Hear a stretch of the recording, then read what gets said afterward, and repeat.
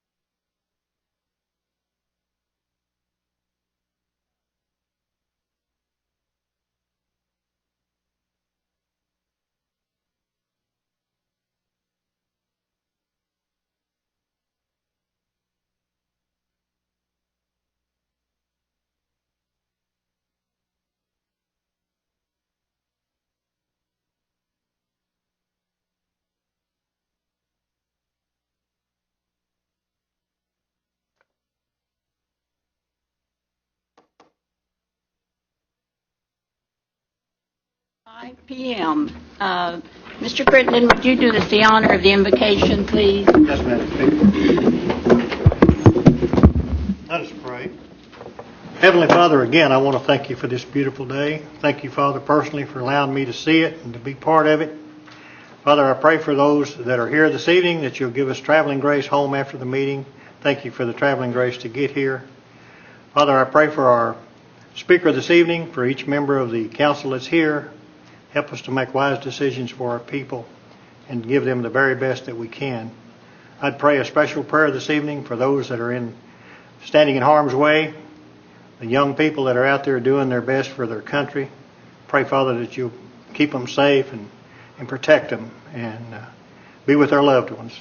I know there's lots of things in our country and our communities, within our tribe, people that are in need, and whether it's housing, health care, all the things that we provide. Help us, Father, to find them or help them find us so that we can get help to them, that help that they deserve so much. Go with us now. Help us make good decisions, Father, and forgive us where we fail you. I ask this in Jesus' name. Amen. Thank you very much, Mr. Crittenden. Britton, roll call. Bill Anglin. Here. Bill John Baker. Here. Jack Baker. Here. Harley Buzzard. Here. Julia Coates. Here. Bradley Cobb. On it. Joe Crittenden. Here. Jody Fishinghawk. Here. Meredith Fraley. Here. Janelle Fulbright. Here. Don Garvin. Chuck Hoskin Jr. Here. China Glory Jordan. Present. Curtis Snell. Here. Chris Soap. Here. David Thornton. Present. Eric Allen Watt. Honey. Have a quorum. We have a quorum. Next order of business is approval of the minutes of the June 16, 2008 regular session. So moved. Second. I have a motion and a second to approve the June 16th regular session minutes. Any further discussion? All in favor signify by saying aye. Aye. All opposed, same sign. Motion carries. Next order of business is State of the Nation, and Deputy Chief Joe Grayson is here this evening. Hi. Good evening, Deputy Grayson. Good evening.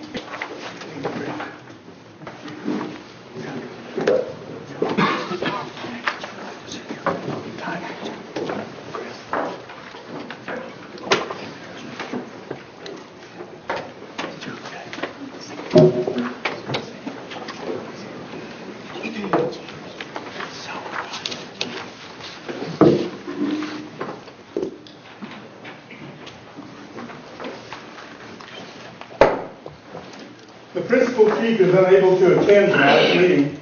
He's on business in Washington. He sends his sincere apologies and asks me to deliver the July 14, 2009 State of the Nation address. First, Chief Smith wants me to read the following letter from him to the Tribal Council. I request the Council table a provision that appears on tonight's Council agenda regarding voting districts. I applaud the time the Council has put into this issue, but I am concerned that my office and the Council have not had the opportunity to discuss the final proposal by the Council. Unfortunately, I am in Washington, D.C. tonight, tending to the business of the Cherokee Nation. Since it is 3 years before an election, and the voting district legislation will affect the design and operation of the government of the Cherokee Nation for decades to come, I respectfully request the Council delay tonight's vote. I am sure we all would like to make sure that sound principles of public policy have been followed and that the Cherokee people have been advised of the proposed changes.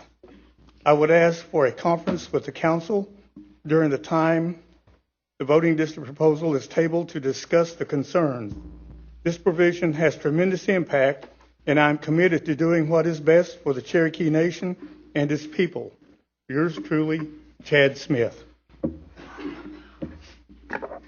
As we do every month, let us now remember our fellow Cherokee citizens, neighbors, friends who passed from this life this last month. Cynthia Wolfe, Jim Brown, Bob McSpadden, former council of the Cherokee Nation, Clem McSpadden, his brother, Patricia Helton, mother of Counselor Chuck Hoskins. Let's have a moment of silence to remember these people.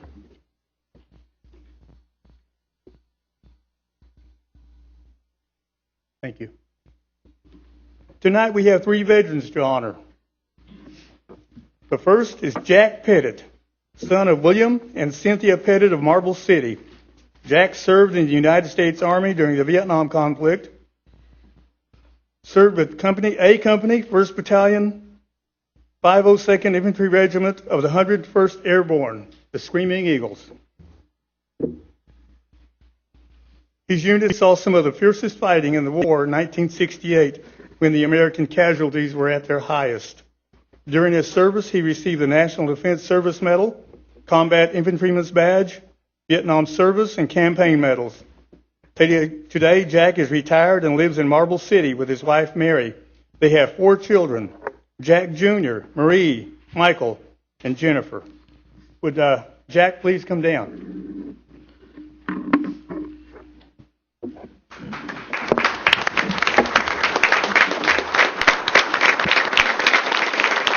I'm going to ask Todd to come give me a hand.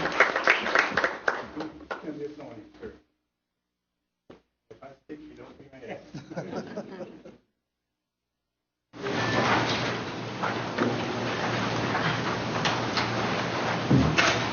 It's a great pride and honor to present this to you. You have earned it, and we appreciate your service. We have a certificate for you, and you are now a certified Cherokee warrior. It took you a long time to get this, and we have a certificate for a brick. And if you already have a brick, you can get that for one of your family members. Bring your wife down if you want to, and we'll get some pictures.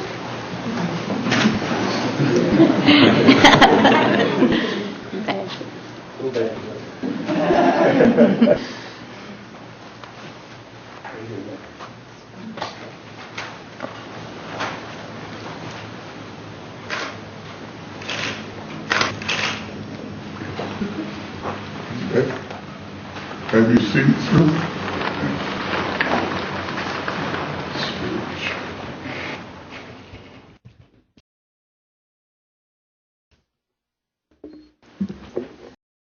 The next one is Jerry Sr., Born in Texas, to George and Jenny Hogner Ice. He was raised in Talladega, Oklahoma, and attended Briggs.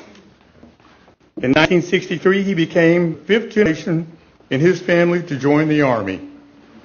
Jerry was inducted at Fort Polk, Louisiana, sent to the infantry and cook school. He served in France, Germany.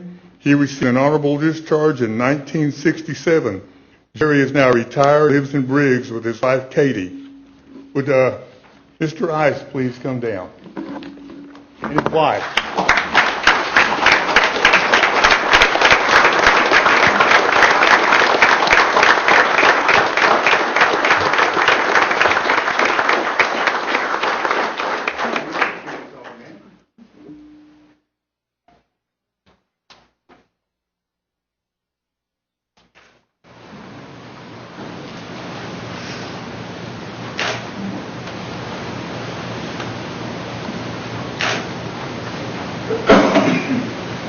It is great pride and pleasure to present you with the Cherokee National Medal of Patriotism. You have earned it, sir. Thank you very much for your service. Also, we have a Cherokee Warrior certificate for you, and we have a certificate for Rick at the memorial. Would you like to say something? You know, as a native Cherokee, I ran into a lot of firsts when I was in service. Person wouldn't realize of the uneducated people. There's a lot of them out there that still think that we ride horses and live in teepees. But you know, it was an honor and order to serve.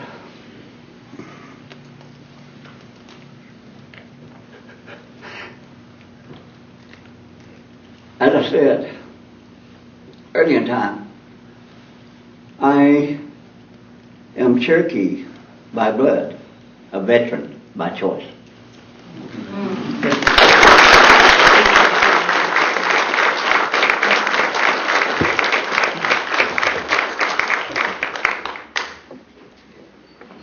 Next, we have Jerry Ray Ice Jr., born in 1966 at Hastings Hospital in Tahlequah, to Jerry R. Ice. We are direct descendants of the famous Ned Christie and Verbia L. Ice. After graduating from Tahlequah High School in 1985, he joined the Oklahoma National Guard. The next year, he served,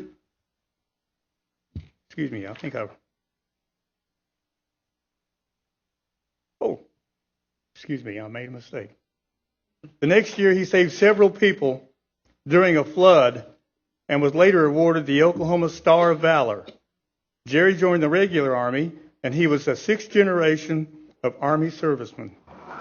He served as an engineer, combat heavy, at Fort Lewis, Washington. He was sent to participate in Desert Storm, where he received the Kuwait Liberation Medal, the Army Commendation Medal, and the Southeast Asia Medal with 3 Bronze Service Stars. Jerry was involved in Operation Enduring Freedom, Operation Noble Eagle, and Operation Iraqi Freedom from 2003 to 2004, while assigned with the 10th Mountain Infantry Division.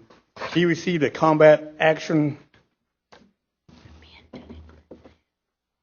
Badge and the Army Commendation Medal with Valor for performing courageously under enemy fire. He is currently serving at Fort Sill. Jerry has been married for 25 years to Stephanie Ice, has 5 children: James, Jerry, Jadon, Jessica, Jordan, and 1 grandson, Jonathan Ice. He is working on an associate's degree in criminal justice. Would Mr. Ice please come down?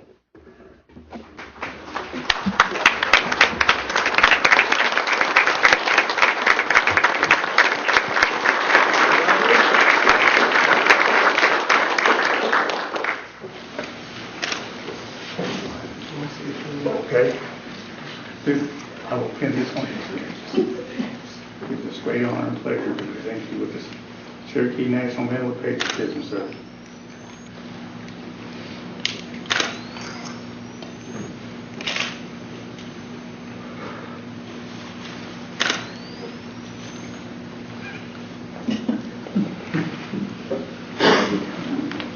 I'll get it. There you go, sir. Thank you very much. You get thank you. Would you like to say something, sir? Well, in my life, I have 25 years. This has been a service member. I've been all over. And in saying that, like my dad said, we do this by choice. And I participated in it because of my people before me, and my dad before him, and before him. All the way back to H Company, 5th Rifle Regiment, with Watt Christie, great, 6th grade. So, proud tradition. My son actually enlists next month, and he'll be the next one. So,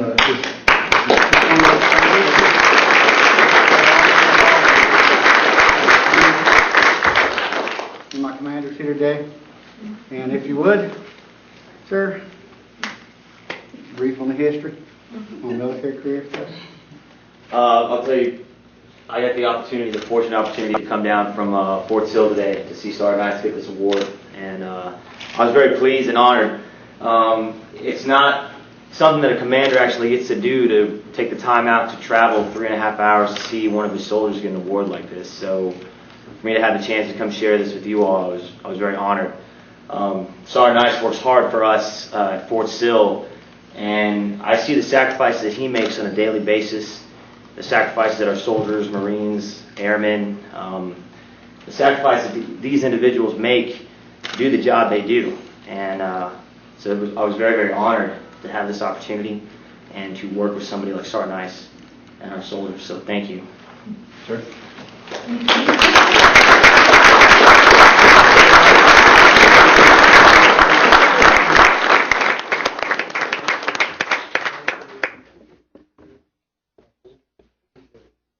Cherokee National Medal of Patriotism is the highest military award that the Cherokee Nation offers. And it goes to all of our veterans. They're all eligible for it. Appreciate it. I want to get a picture of all of you here. There, sure. And Mr. Pettit, I didn't give you an opportunity to say anything. Did you? Just break it down. Get up here. Thank you, man. Get up here.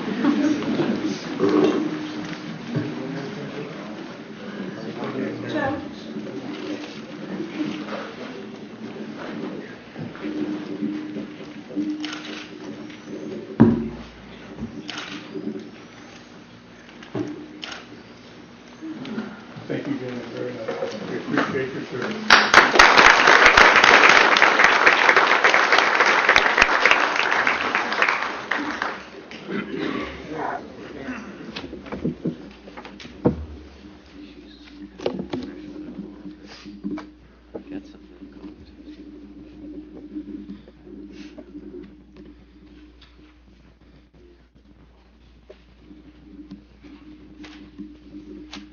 Last week, the Cherokee Nation announced another partnership with the Oklahoma Department of Transportation.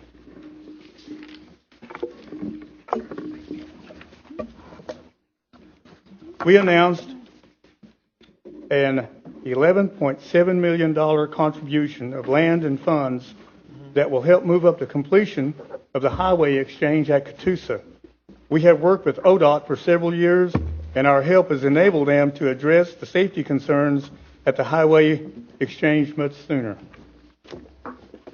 As I mentioned, the chief is in Washington, D.C. this week, and an ongoing issue we are dealing with in Washington is the continuing discussion about our tribal citizenship and self-determination. Tonight, we want to share a short video. The goal of this video is to help people understand some of the facts about tribal citizenship. It also demonstrates how a bill that severs relations between the Cherokee Nation and the United States would hurt our people. Let's watch the video, please. The nation is comprised of people working hard, raising their families, and struggling to preserve a cultural heritage that's rich in history and united by a common ancestry. Like all other Indian tribes in the United States, the Cherokee have the right to grant citizenship to individuals with at least one Indian ancestor. A group of non-Indian descendants of freedmen, whose ancestors may have been former slaves of Cherokee citizens, are demanding to be granted citizenship as well. The issue is currently being considered in both tribal and federal courts. The freedmen controversy has generated a great deal of misinformation and outright lies. Some are saying that the Cherokee Nation has expelled all individuals of African American descent and therefore is racist. Others are saying the Cherokee Nation has violated the Treaty of 1866. And some members of Congress are using these falsehoods to justify legislation that would terminate the Cherokee Nation, casting it aside, and cutting off necessary funding for its neediest residents. Threats of termination by Congress set a dangerous precedent. Please consider the facts, understand the controversy, and let the courts decide. The truth is, of all the Native American tribes in the United States, the Cherokee Nation is the most diverse and includes thousands of citizens of African American descent and many other nationalities. To be a citizen of the Cherokee Nation, a person need only have documented proof of just one Indian ancestor listed on the Dawes Rolls, an official census taken in 1906 by the U.S. government. Regardless of appearance, color, or race, if a person has just one Indian ancestor on the federally authorized Dawes Rolls, he or she is granted Cherokee Nation citizenship. If a person does not have an Indian ancestor on the Dawes Rolls, he or she is not eligible for Cherokee Nation citizenship. Simply put, if you are an Indian, you are a citizen, no matter what you look like. And if you are not an Indian, you are not a citizen. The Cherokee Nation is not violating the Treaty of 1866. The truth is, the treaty never promised citizenship to non-Indian freedmen. And the rights given non-Indian freedmen were taken away by Congress more than 100 years ago through federal legislation. This is not a new issue. Federal courts have ruled on the status of non-Indian freedmen descendants several times, creating clear legal precedents which the Cherokee Nation follows. And yet some in Congress are proposing legislation to punish the Cherokee Nation and its citizens for following the law. Over the past 100 years, federal courts have repeatedly supported the Cherokee Nation's right to decide its own citizenship requirements. As recently as 20 years ago, the 10th Circuit Court of Appeals ruled in Nero versus Cherokee Nation that Cherokees could determine their own citizenship requirements and thus exclude non-Indians, which includes non-Indian freedmen. So why did the freedmen controversy arise? In 2006, the Cherokee Nation Supreme Court ruled that imprecise language in the Cherokee Nation's Constitution opened the door for citizenship to non-Indian freedmen descendants. Following that ruling, 2,867 descendants of freedmen were allowed to enroll as citizens, despite the fact they did not have an Indian ancestor in the federally authorized Dawes rolls. It is important to note the Cherokee Nation Supreme Court also acknowledged that the Cherokee people had the final word on citizenship and could amend their constitution to make it clear that citizenship will only be granted to those with Indian ancestry. The Cherokee people followed the advice of their Supreme Court and took up a petition to hold a special election. A resounding 77% vote in March 2007 resulted in an amendment to the Cherokee Constitution, stating that citizenship in the Cherokee Nation is limited to those descendants of Indians listed on the federally authorized Dawes rolls. As a result, these 2,867 individuals, who were only granted citizenship a year earlier, were once again considered non-citizens. 300 of these non-Indian freedmen descendants immediately challenged the March 2007 decision in tribal court. Consequently, all 2,867 were reinstated as Cherokee citizens, pending the outcome of litigation currently in both tribal and federal courts. Some would have you believe the Cherokee Nation is turning its back on the freedmen.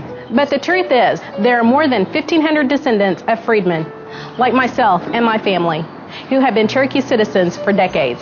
The difference is, we're citizens because we have an Indian ancestor listed on the federally authorized Dawes rolls. Some members of Congress have decided to punish the Cherokee people for their vote, introducing such bills as H.R. 2824, which would terminate the Cherokee Nation and eliminate vital funding for health, housing, and human services for thousands of needy Cherokees. If Cherokee Nation lost its funding, my family would have a hard time dealing with the fact that I no longer have a job, and that if I don't have a job, then I'll lose my insurance for my daughter who is sick. She was diagnosed when she was 12 years old of a kidney disease that she has to see a specialist, and if they didn't help her, she probably wouldn't be with us today. Okay, basically we provide food to needy families that qualify for the program. If Congress was to cut funding to our program, there would be a devastating blow to a lot of people, like 140,000, individuals that receive help a year.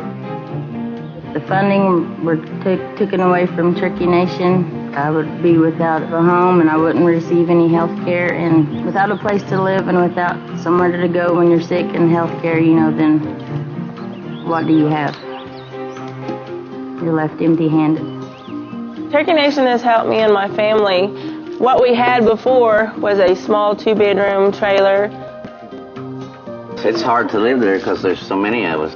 We asked Cherokee Nation for help, and so they did. And Michael's blind, and they gave him a handicapped bathroom, and then the hallways are wider for him to maneuver. Well, basically my whole family, which includes me, my husband, my 2 sons, we rely on Cherokee Nation healthcare. About a year ago, I was diagnosed with uterus cancer, and if it wasn't for the Indian healthcare, then I probably wouldn't be here today. My husband, about 4 years ago, he had a heart attack, and it's the same situation. If it wasn't for the Indian healthcare, I'd hate to even think what would have happened. Much misinformation surrounds the freedmen controversy, but there are some very real facts. Fact. The Cherokee Nation welcomes all Cherokees equally. Citizenship is colorblind and has nothing to do with race or physical appearance. Fact. There are more than 1,500 descendants of freedmen who are Cherokee citizens today because, like me, they can find an Indian ancestor listed on the federally authorized Dawes rolls. Fact. The 2,867 freedmen descendants that don't have an Indian ancestor on the Dawes rolls have been reinstated as Cherokee citizens pending the outcome of litigation in the tribal and federal courts. The question of whether the Cherokee Nation should allow citizenship for those who lack proof of Indian ancestry will ultimately be resolved in the courts.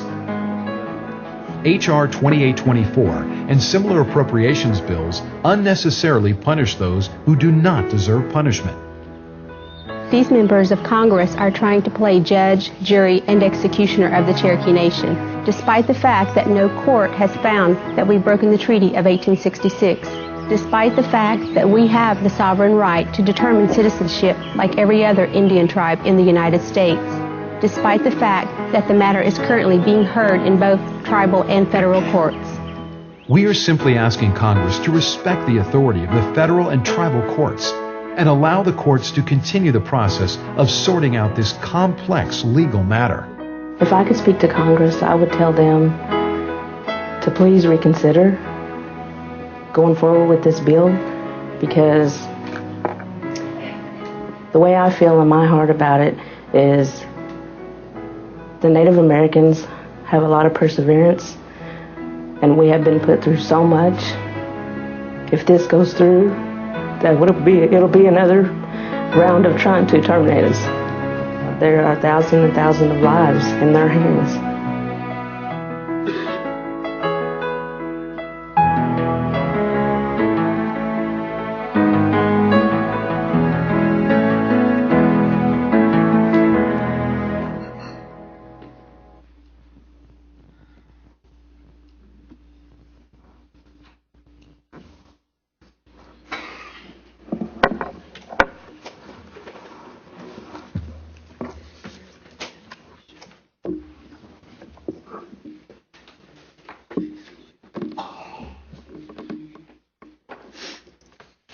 And now I want to ask our new Leadership Director, Todd Enlow, to come up and help recognize and thank the recipients of the Chief's Employee Attributes Award.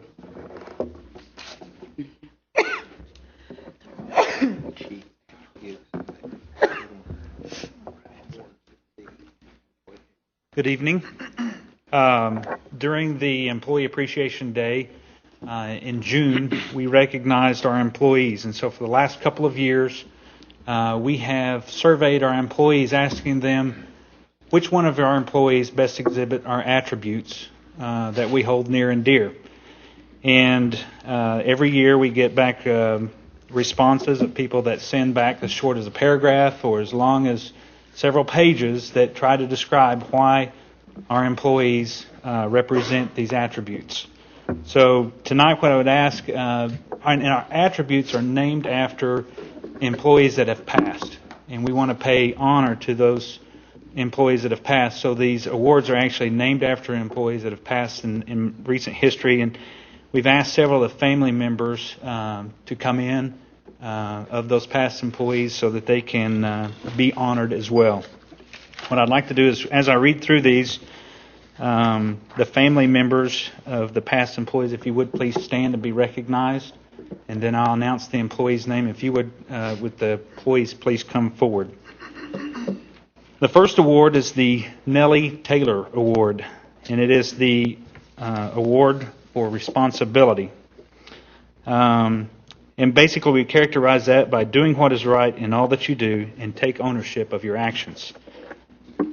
That award went to Lori Hogner, Manager, Information and Referral at the Wilma P. Mankiller Clinic. Is Lori with us? Would you please come down?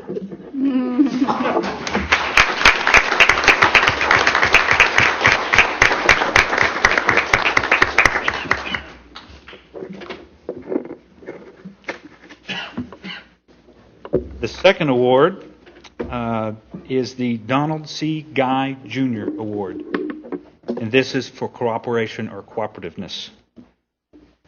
This year, I know that Peggy is here somewhere. Peggy Guy is Don's wife. The award this year went to Carrie Cisco, the Budget Analyst and Health Services.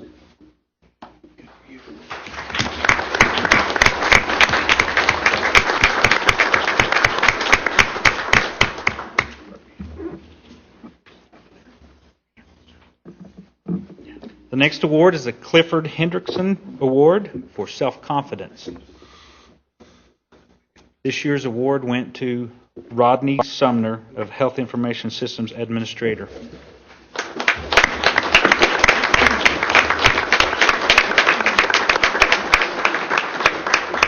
And Amy Brill Hendrickson is here on behalf of the family.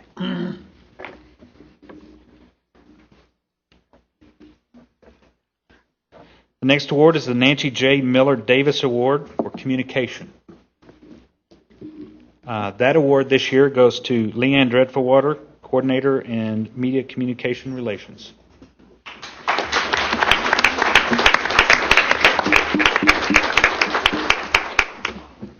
The next award is the Myron Taylor Award, and it is for leadership. This year's award goes to Rhonda Cochran, who is the Regional Clinic Director for Health Services. And I know that Rhonda couldn't join us tonight, but please give her a round of applause.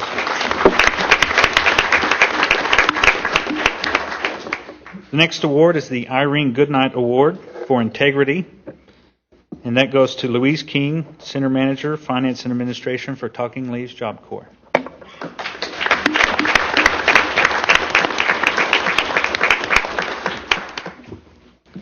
The next award goes to Ed Big Horse for the Ed Big Horse Award for Creativity. And this year's award goes to Norma Merriman, the Group Leader of Human Services.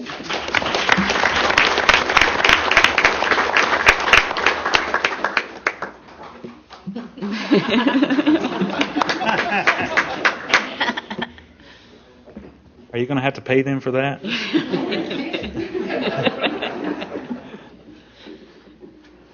The next award is the Wayne Wallace Award for the Cherokee Way of Life. This year's award goes to Mary Peters of the Diabetes Program as a data analyst in the Health Services Group.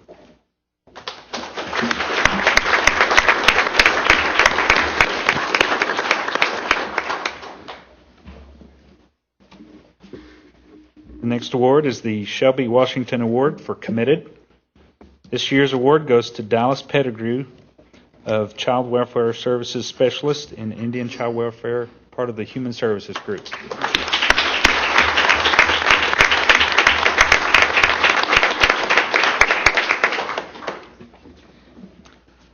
The next award is the Susan Bluebird Award, and it's for being respectful. This year's award goes to Cheryl Hill, Supervisor, Public Health Nursing for Nowata Clinic and the Health Services Group.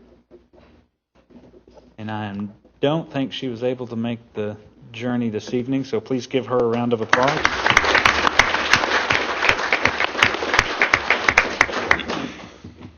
And the final award this evening is our Employee of the Year Award. And this is basically the employee that best exhibits all of the attributes that were awarded this evening or in the past. And this year's the award is named after J.B. Dreadfulwater, and I know that Tamsy Dreadfulwater Lake is here with us, as well as her mother. This year's award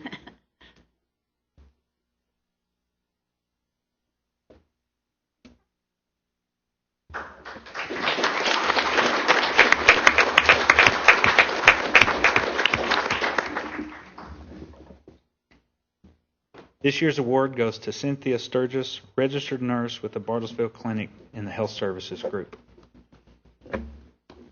And I don't know that she was able to drive from Bartlesville, so please give them all a round of applause.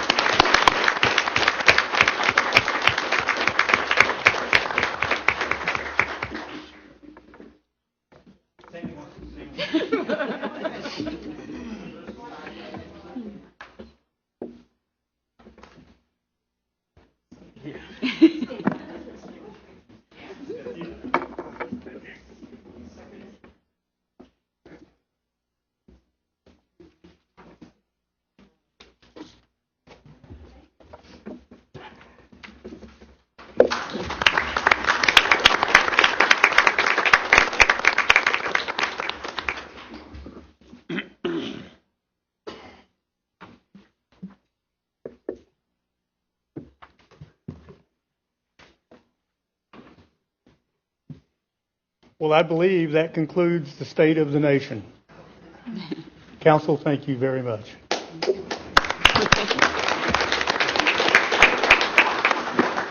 Mr. Baker, do you have a question? Madam Chairman, at this time, I would like to amend the agenda for the regular business to put the 220 acres around Sequoia High School and Sequoia High School proper into trust. After 20 years of trying, we're finally there. I put that in the form of a motion to make it number 12. Moved and seconded in discussion on amending the agenda to include item 12, the resolution for the Sequoia lands. All in favor signify by saying aye. Aye. All opposed, same sign. Motion carries. Okay, the next order of business is action of unfinished business. There's none pending, so we'll move to committee reports. And the first report is the Housing Authority. Mr. Sutherland. Good evening. Good evening. Excuse me.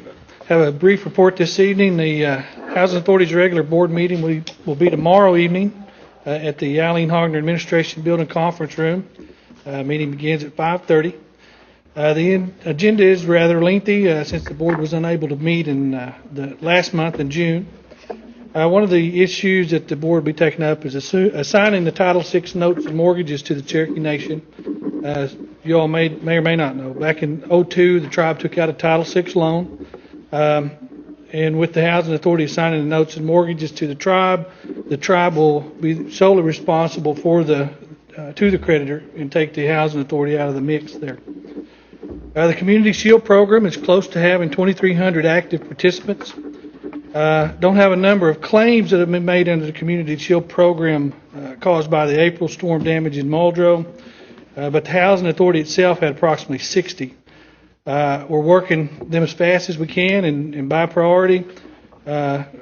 We kind of got a little disappointed with Amarant, who sent out an adjuster and did a write-up on everything, but when we got those back, they weren't in detail enough to do actual bidding with them, so we're having to go back and retrace that and do the write-ups over. So we're a little behind on those, but we're getting closer to getting those resolved every day. I think our employees are getting acclimated to their new employer since the transition. I think our biggest adjustment's been getting our processes in place and in line with what the tribe's doing, the purchasing and the accounts payable and those types of activities. We've had to move some folks around to accommodate for those new processes, but I think we're going to make it. The attitudes are getting a lot better, and folks are getting more acclimated to everything. So that's a real positive. That's my report for the evening. If anyone has any questions, I'll sure try to. Questions, comments for Mr. Sutherland? Believe not. Thank you, David. Thank you all. The next report is David Stewart's Cherokee Nation Enterprises. Good evening, Mr. Stewart. Good evening. How are you all? C&E continues to have very good financial results, exceeding last year's results in just about every category. Very strong cash position as we go into our expansion. Haven't had to borrow any money yet, so that's good. We will top out Catoosa, the 19th floor, by the end of the month, so that project is moving along very well. And West Siloam is gearing up to open in November. We will start our job fairs, and this is one of the most important things that we have going right now is to hire Cherokees and get them trained into new positions at West Siloam. And immediately following that, we will start job fairs for Tulsa. The website has the information, so I would encourage you to just stay updated and provide resumes and references as much as you can, because we will be looking to hire a lot of people over the next 120 days. So that's my report. I'd be glad to answer any questions that you might have. Any questions for Mr. Stewart?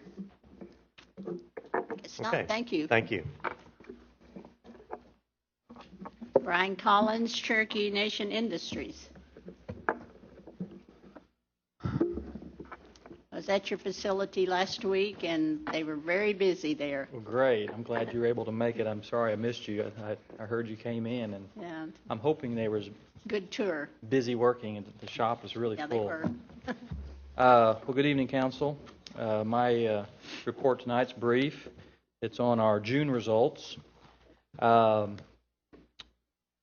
Year-to-date revenue is still tracking below last year, approximately 28% below at $61.5 million. The month-to-date revenue is $6.5 million. The year-to-date loss, which I'm still disappointed, we're still trying to make efforts to get that turned around, is tracking at $1.6 million on a year-to-date loss.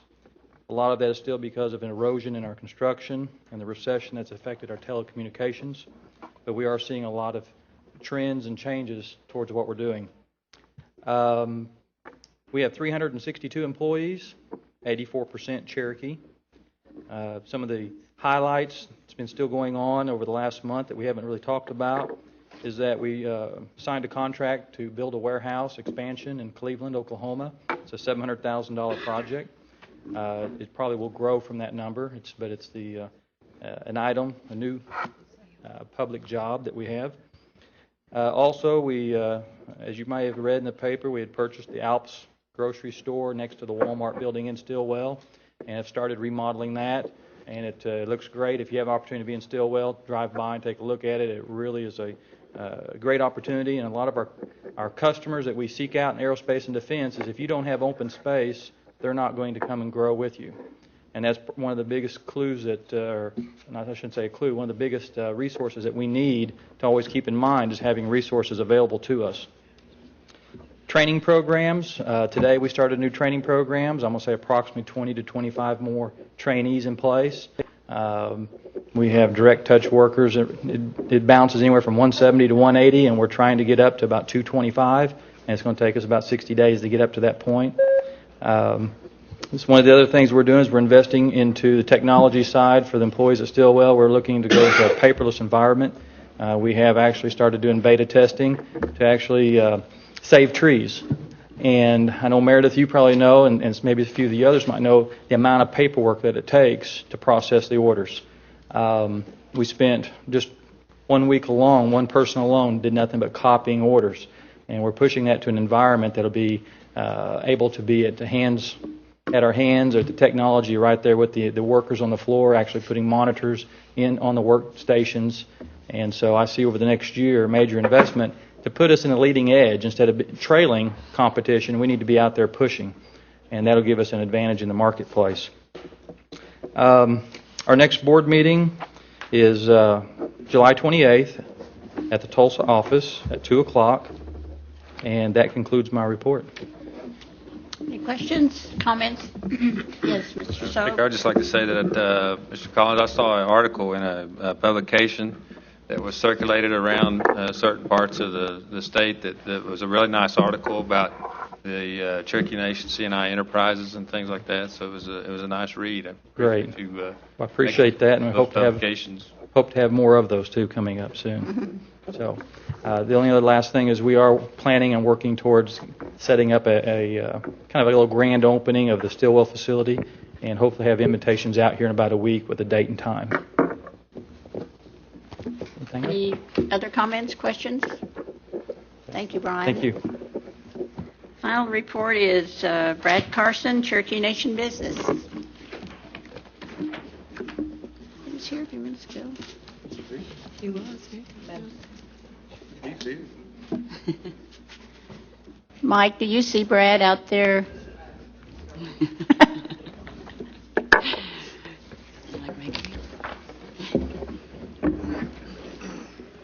3 demerits.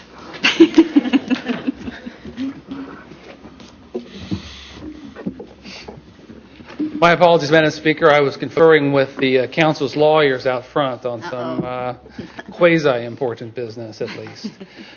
Just a couple of updates about projects we're working on. I give you the financial update for C&B, C&E, and C&I, CCRC, CSG, and our companies at the regular E&F meeting. So perhaps a discussion about some of the projects we're working on.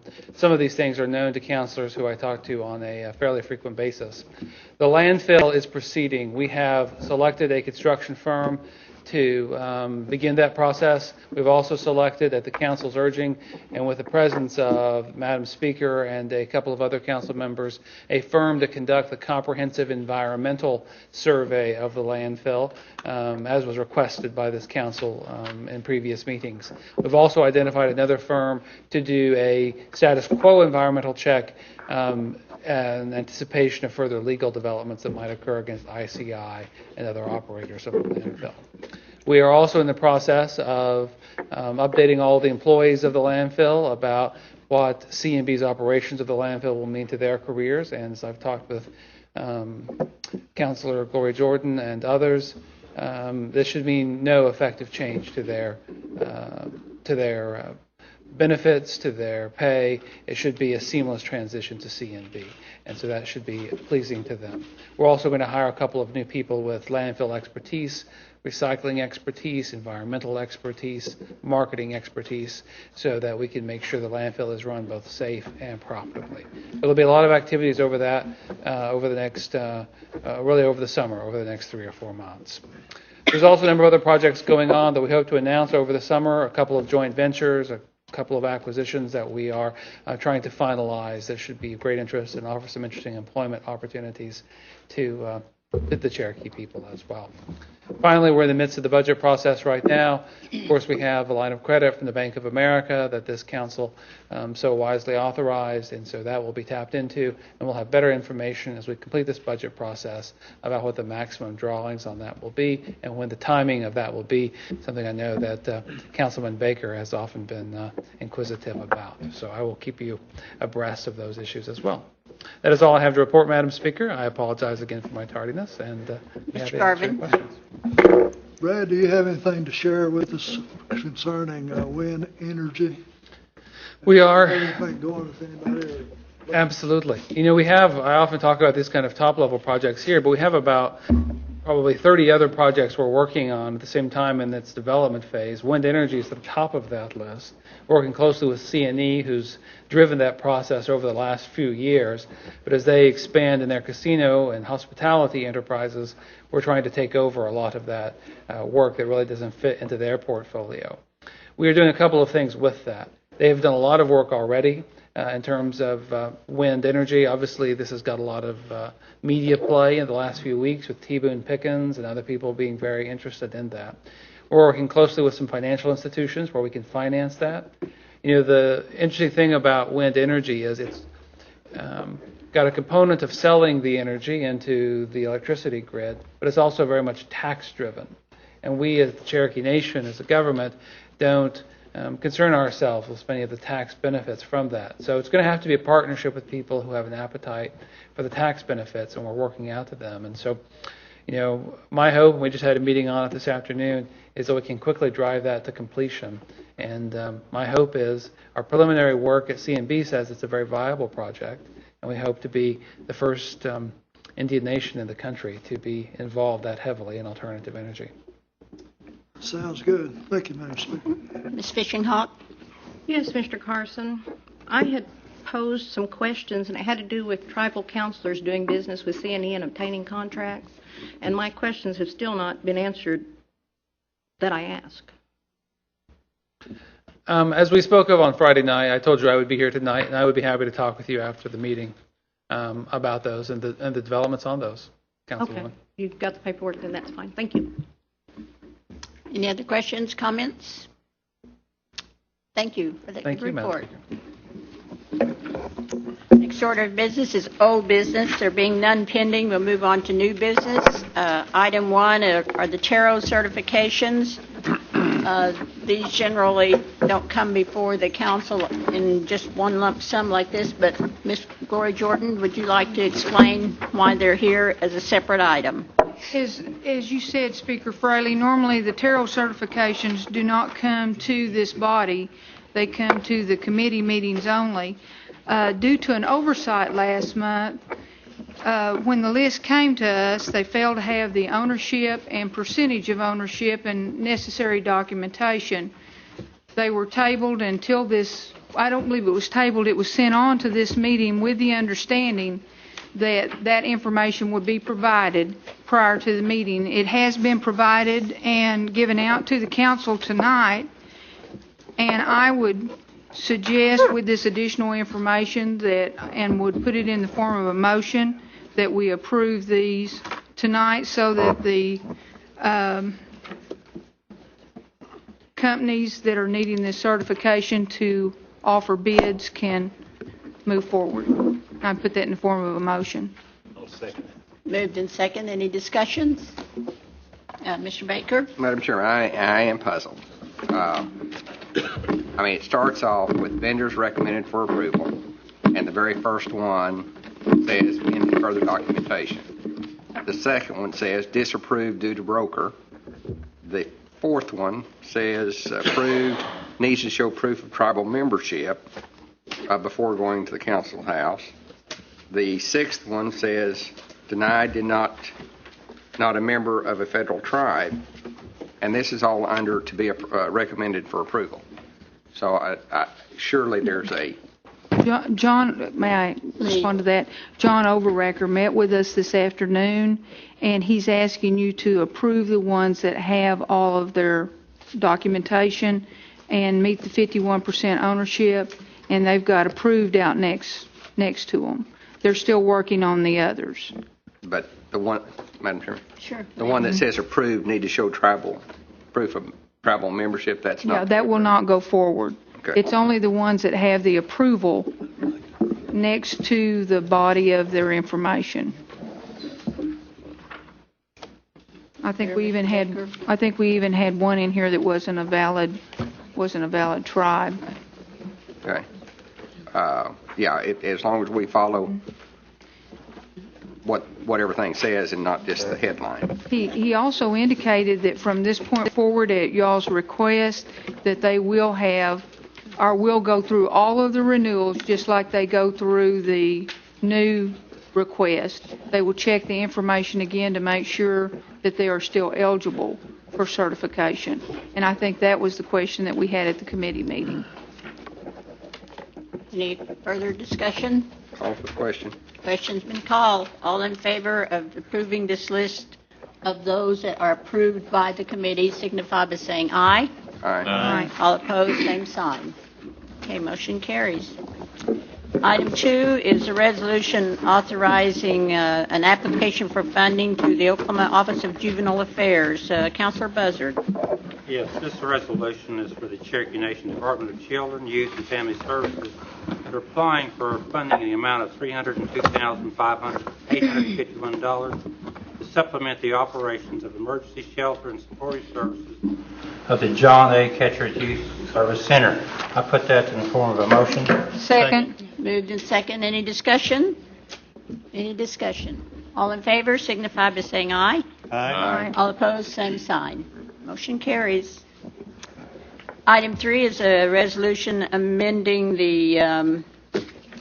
it's renaming the Sam Hyder Community Clinic to the Sam Hyder Health Center. Councilor Buzzard. Yes, this resolution is to make sure that we have our clinics named the way they're supposed to be named. This is an old name that was from 1989, I believe, so I make a motion that we change the name to the Sam Hyder Health Center. Make that in the form of a motion. Second. Moved in second. Any discussion? All in favor signify by saying aye. Aye. All opposed, same sign. Motion carries. Item 4 is an amendment to Title 57 requiring, among other requirements, a sex offender registration to comply with the federal Adam Walsh Act. Ms. Councilor Waltz. Thank you, Madam Speaker. At this time, I would like to table this act until we are able to evaluate additional federal regulations that have come up in order to make sure that this actual act is compliant. Second. Moved and second to table. All in favor signify by saying aye. Aye. All opposed, same sign. Motion carries.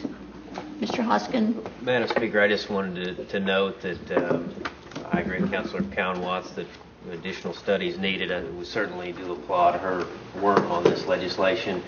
We need to be careful and we need to be deliberate. And I know that under the leadership of Councilor Jordan, we're going to be studying this issue in depth, particularly at the July 31st work group. So I just wanted to note that for the record. Thank you very much for that comment. Item 5 is an act amending the Sovereign Immunity Act. This amendment to the Sovereign Immunity Act is needed because a major challenge for our business enterprises is in winning contract opportunities is that bonding and other guarantees are required by the people soliciting bids. And the bonding companies are reluctant to issue a bond or guarantee because of our sovereign immunity, and this amendment authorizes the principal chief to grant a partial waiver of sovereign immunity to Cherokee Nation business or its entities for the purpose of securing a contract. The waiver is limited to the cash or cash assets of CNB or to the assets of the entity owned by CNB. It does not grant a waiver of sovereign immunity as it relates to the Cherokee Nation or allow recovery from the Cherokee Nation government or its elected officials. And I would move for approval of this amendment. Moved and second. Any discussion? All in favor signify by saying aye. Aye. All opposed, same sign. Aye. One abstention. One opposition. Okay, items 6 and 7 are resolutions confirming the renomination of Dennis Springwater and Jason Soper as commissioners of the... Madam Speaker, the last issue was a legislative act. Yes. Since it did not pass by acclamation, you will be required to do a roll call. Roll call. Thank you. Roll call on the sovereign immunity amendment. Bill Anklin? Yes. Bill John Baker? No. Jack Baker? Yes. Harley Buzzard? Yes. Julia Coates?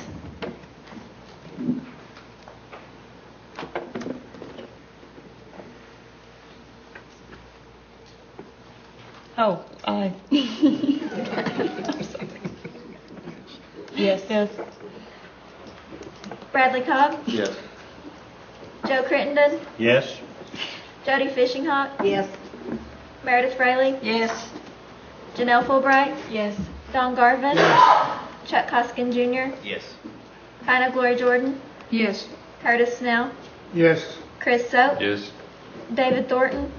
Yes. Kara Cowan Watts? Yes. 16 yes and 1 no. Motion carries. Okay, items 6 and 7 are a resolution confirming the renomination of Dennis Springwater and Jason Soper as commissioners of the Cherokee Nation Gaming Commission. And I move that we approve both nominees in toto. Second. Moved in second. Any discussion? All in favor signify by saying aye. Aye. All opposed, same sign. Mr. Springwater or Mr. Soper, would you like to say a few words?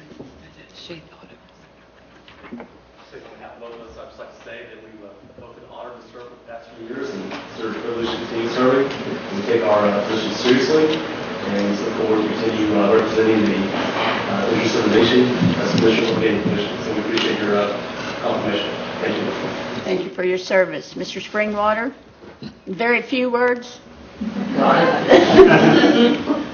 I think it's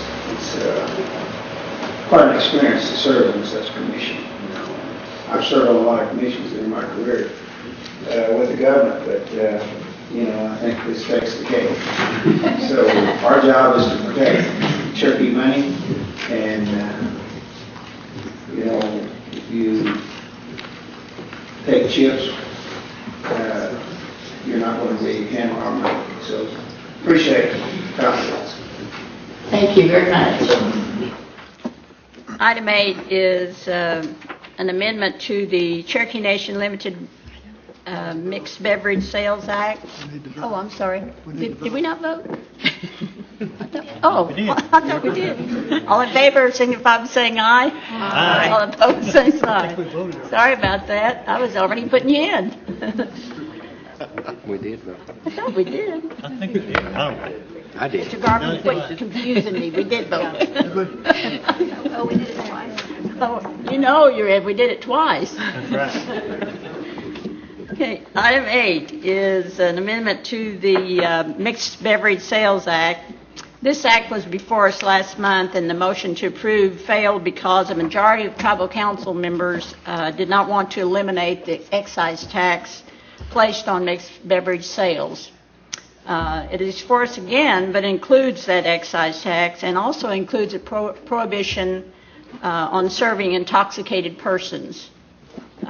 Previously, our ordinance only prohibited service to persons under 21 years of age, and this prohibition gives our law enforcement people the tools to prevent such service and is in compliance with the state dram shop law. Such a prohibition will help prevent a potential claimant from claiming we were grossly negligent in failing to at least try to prevent such service, thereby subjecting us to possible punitive damages. And I would move for approval. Second. Moved and seconded. Any discussion? Any discussion? This is an act, so roll call. Harley Buzzard, Yes. Julia Coates, Yes. Bradley Cobb, Yes. Joe Crittenden, No. Jody Fishinghawk, Yes. Meredith Fraley, Yes. Janelle Fulbright, Yes. Don Garvin, Yes. Chuck Hoskin Jr., Yes. China Glory Jordan, Yes. Curtis Snell, Yes. Chris Soap, Yes. David Thornton, Yes. Kara Cowan Watts, Yes. Bill Anglin, Yes. Bill John Baker, Yes. Jack Baker. Yes. 16 yea and 1 nay. 16 yes, 1 no, motion carries. Okay, item 9 is an amendment to the election code. Councilor Fishinghawk.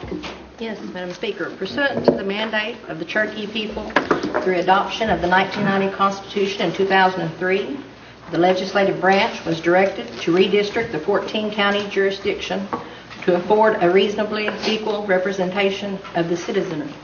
I am proud to sponsor this piece of legislation that does just that. This redistricting plan has been through months of planning, multiple drafts, and significant work effort by the Tribal Council with the input and aid of the Geodata Department of the administration. I'm happy to report to the Cherokee people the Council approved this plan unanimously in the Rules Committee to be voted on tonight. With that, Madam Speaker, I move for the passage of this constitutionally required piece of legislation. Second. Moved and seconded. Any discussion? Madam Speaker. Ms. Cowan Watts had her hand up first. Thank you, Madam Speaker. Councilwoman Fishinghawk is exactly right. Plus, there was probably another year or more of deliberation in the prior council term on this very issue. And I feel strongly that the 1999 Constitutional Convention, which became the 2003 Constitution that the Cherokee people adopted, calls out strongly for 15 individual districts throughout the Cherokee Nation. Will we make everyone happy with this? Probably not. I think if you asked the 280,000 Cherokee tribal citizens how they would like to redistrict, you would probably get at least 100,000 different responses on how to redistrict, whether it's 15 individual districts or at large, like the council seats used to be, or some other version in between. So is this ideal? Probably not. Do we want the courts to decide how our redistricting is to be done? Probably not. I think that this council has done due diligence and has moved forward the best they can, given the information that we have through David Justice's department and Geodata systems, and we've debated the issues very thoroughly. And although there's probably a few things I would personally like to tweak about the 15 seats at this point, I think that this body has agreed to come together, and we passed it unanimously out of rules for a reason to this body. And I am in full support of the redistricting plan that we have provided tonight, and I appreciate the opportunity to speak, Madam Speaker. Thank you. Yeah, Mr. Hoskin and then Mr. Snell. Thank you, Madam Speaker. I can't add much to the wonderful statements from Councilor Cowan Watts and Councilor Fishinghawk. other than to say that it's disappointing to hear from the deputy chief who was speaking for the chief this evening that somehow the administration hasn't had sufficient opportunity to be involved in this process. Certainly every meeting we've had, and there's been many, has been public. We've certainly availed ourselves of the expertise of the administration, particularly as it came to the geodata information that was so critical to determining that we are going to adhere to one person, one vote. I think this is a sound piece of legislation. If the deputy chief's message is an indication that a veto is on the horizon, I feel confident we will override that veto. But let's hope it doesn't come to that, Madam Speaker. Thank you. Thank you, Mr. Hoskins. Mr. Snell? Madam Chairman, I'd like to make a motion to table this question. We have a motion to table. Do I have a second? I'll second that, Madam Speaker. All in favor of tabling this resolution's, no, it's an amendment, signify by saying aye. Division. Division. Roll call. Aye. Roll call, honey. Joe Crittenden, No. Jody Fishinghawk, No. Meredith Fraley, No. Janelle Fulbright, No. Don Garvin, No. Chuck Hoskin Jr., No. Hannah Glory Jordan, No. Curtis Snell, Yes. Chris Soap, Yes. David Thornton, No. Kara Cowan Watts, No. Buell England, No. Bill John Baker, No. Jack Baker, No. Harley Buzzard, No. Julia Coates, No. Bradley Cobb. No. We have 2 yay and 15 nay. Call for the question. Question has been called. Madam Speaker, I had my hand up. I'll I'll withdraw. It's a call. Withdraw. Mr. Baker and then Mr. England. Sorry about Yes. that. Thank you, Madam Speaker. I have a statement that I would like to read to be for the record. Okay. It said, for consideration at this tribal council meeting is an act that will create 15 council districts within the jurisdictional boundaries of the Cherokee Nation. Article 6, Section 3 of the Cherokee Nation Constitution calls upon the council to establish representative districts which afford a reasonably equal division of citizenship among the districts. Presently, there are 9 districts, with 7 districts having 2 council seats and 2 districts having 1 council seat. In order to enable the ideal of one man, one vote, which is implied in our Constitution, and to establish more direct representation of the Cherokee people, the council puts forth this legislation. In establishing the district map, the council has considered many factors. First, it was important to consider the continuity of communities to keep together areas of people with common interests and location. Secondly, the council established district boundaries along readily identifiable geographic lines. Using established county lines, major highways, and bodies of water will ease any possible confusion voters may have in determining in which district they may vote. The council used citizenship numbers from the registration department, and these numbers are the best information available as to the number of citizens located within the boundaries of the Cherokee Nation. With the assistance of the Geodata Department, districts were apportioned in a reasonably equal division of citizens. This was done by utilizing exact locations of citizens in counties that have 911 addresses, using a geographic apportionment method in counties that do not have 911. This combined method, using the best available numbers, allow this act to meet the reasonably equal distribution of citizens standards required by the Constitution. This act is a culmination of years of work reaching back to the last terms of the council, and dozens of maps with various districts were considered. Literally hundreds of hours of work were involved in coming to this final product. In this regard, special thanks should go to David Justice and Todd Enlow, the administration, for their assistance. David, just stand and Todd.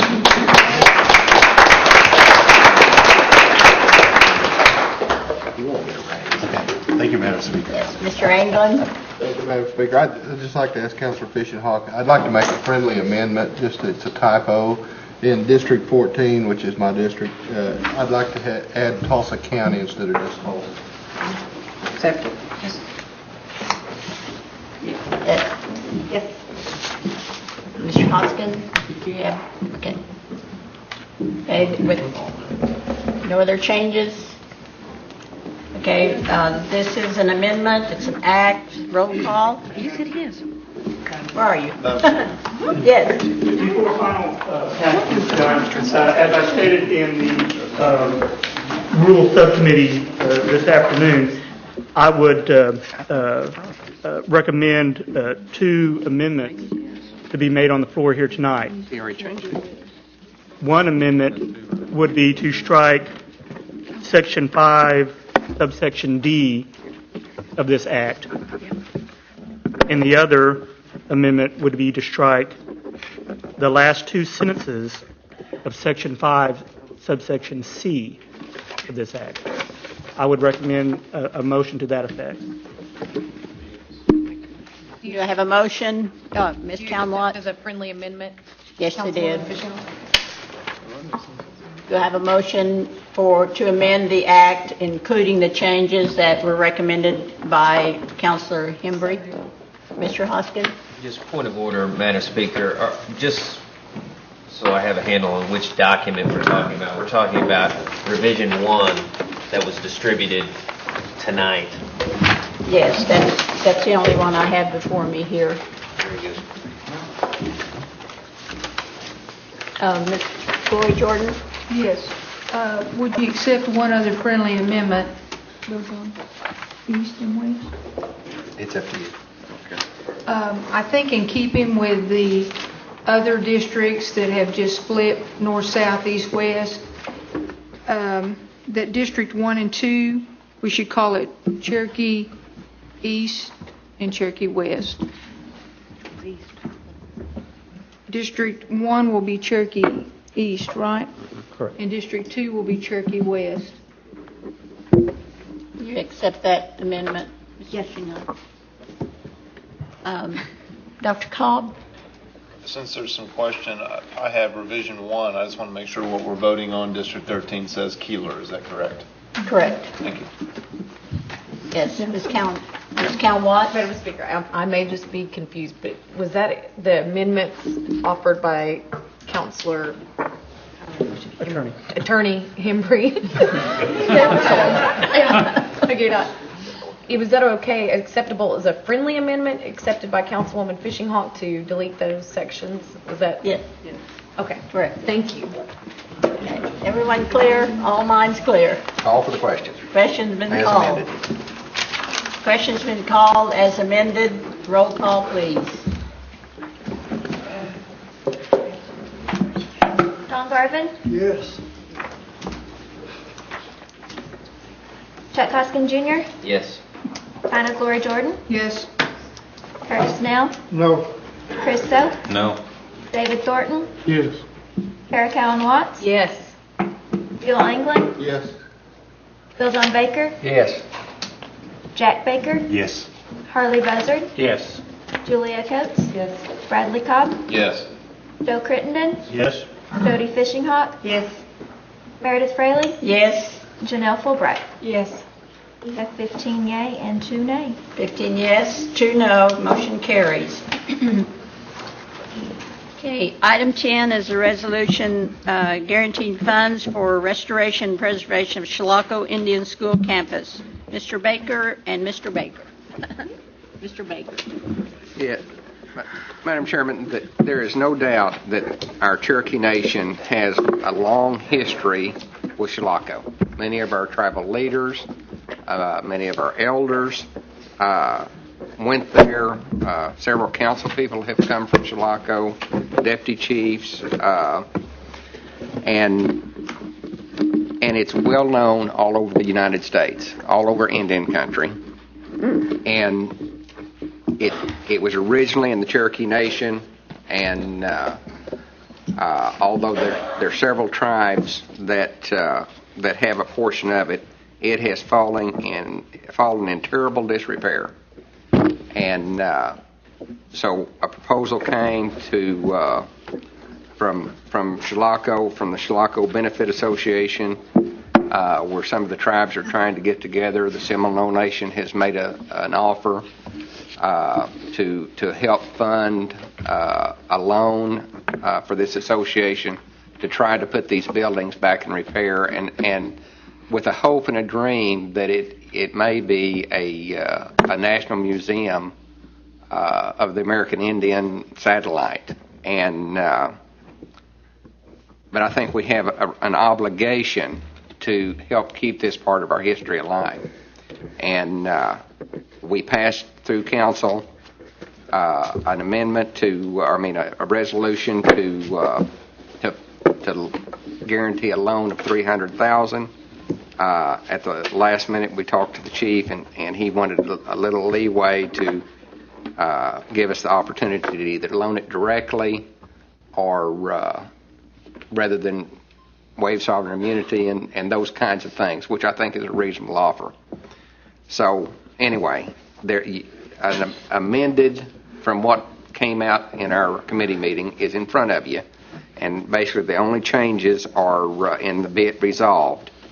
It says that the measure should be taken to restore the Chilocco Indian Agricultural School and that the council authorizes the principal chief to negotiate a contribution and or loan up to $300,000 to the Chilocco Benefit Association, Inc. And I put that in the form of a motion. I will second the motion. My motion to approve this resolution as amended. Do we have any discussion? Yes, Mr. Baker? Yes. I had the opportunity a few weeks ago of visiting Chilocco and seeing the great disrepair that it had fallen into. And I would like to commend the Chilocco Benefit Association for undertaking this huge project, because there's more than 100 buildings that are there. Also, I might add that in the Resources Committee this afternoon, Councilor Buzzard requested that our council visit Chilocco, and that passed unanimously that many of them do want to come out and visit you. So I am very much in favor of this resolution. Thank you, Madam Speaker. Mr. Baker, I think we have some distinguished guests here. We do, and there might be others, and if there are, I need to know it. But we have Guy Monroe of the Call Nation chairman. Is one of the leaders that has brought this to us, and we have Charles Lone Chief, Pawnee council member, with us tonight. Are there any others? No, this is it. Okay. Well, when they came to us, there were several tribal chairmen and all, and I mean, I just think this is something that has to be done. Mr. Monroe or Mr. Lone Chief, would you like to say a few words before we vote on this resolution? I think we're all in this together. Okay. And the more we have, the better off it's going to be. And we'd like to have this Indian owned U.S. government. And we're all working together. Would you like to make a comment? Well, I think it's a great thing to preserve that up there because it is very historical to a lot of, not just a few tribes, but many. A lot of students from all over the country, even Alaska, at one time, there was a territory. Just a lot from all over the country. Arizona, Alaska, you used to name states now, and there's probably tribal members that are represented. So it's not just a few, it's many.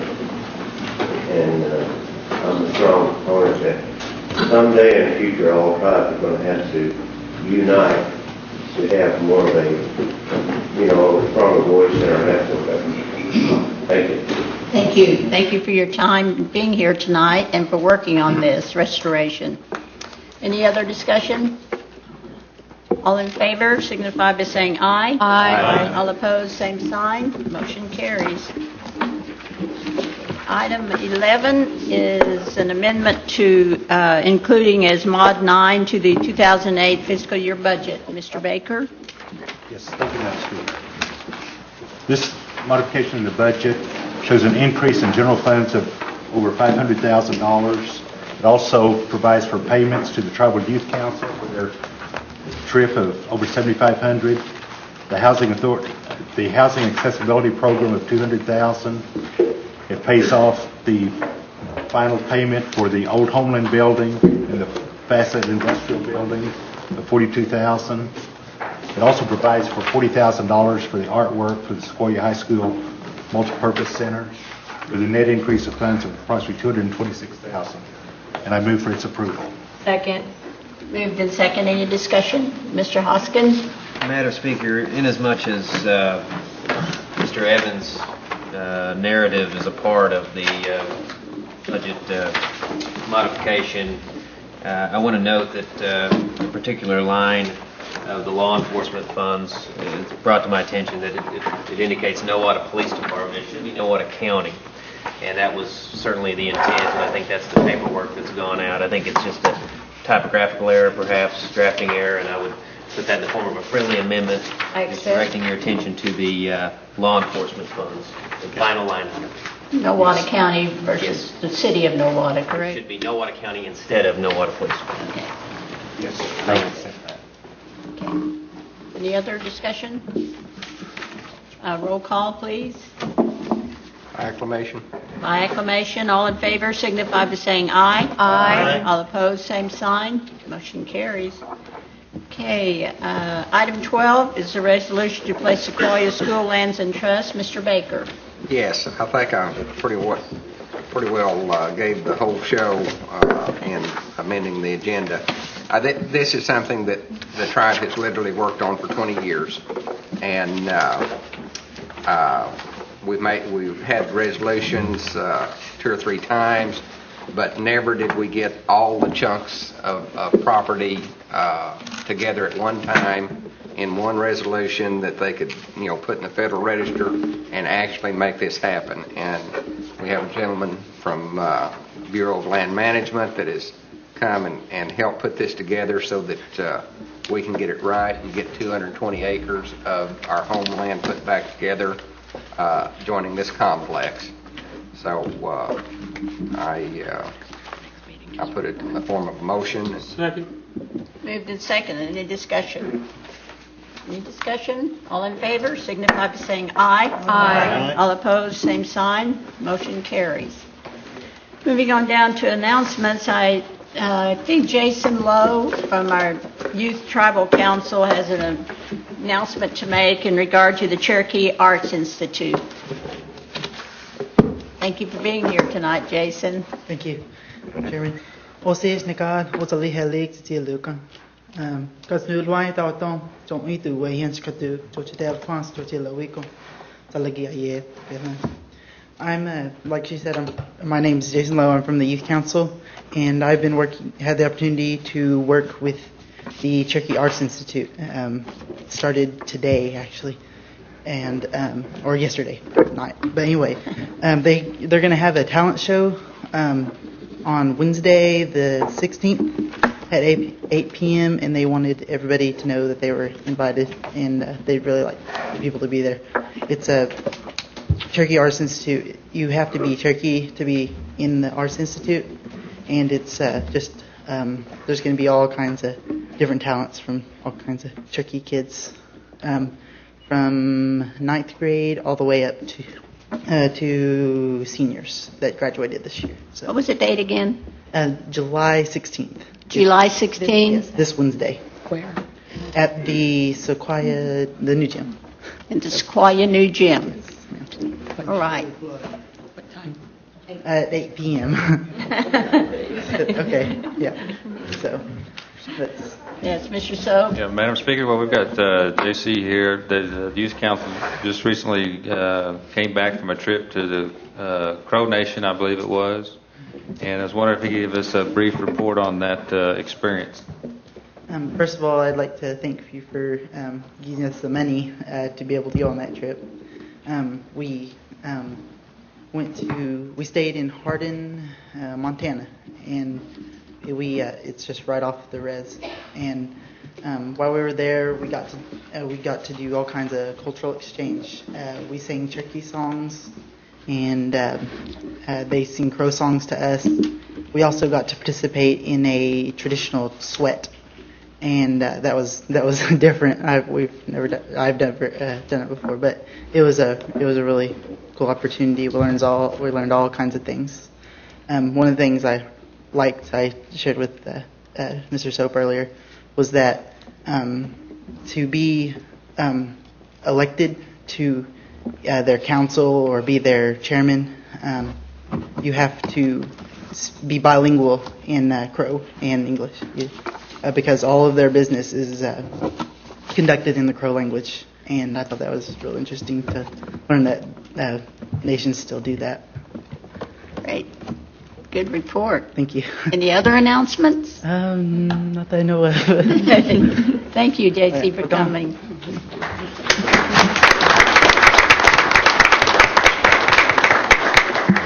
Any other announcements, council?